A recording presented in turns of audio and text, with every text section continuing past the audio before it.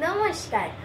আগের ভিডিওটিতে আমার এক জেঠু কমেন্টে বলেছিলেন যে আমি যদি সামনের দিকে না তাকিয়ে করি তাহলে সেটি আরো ভালো হবে, তাই আমি সেটারই চেষ্টা করছি।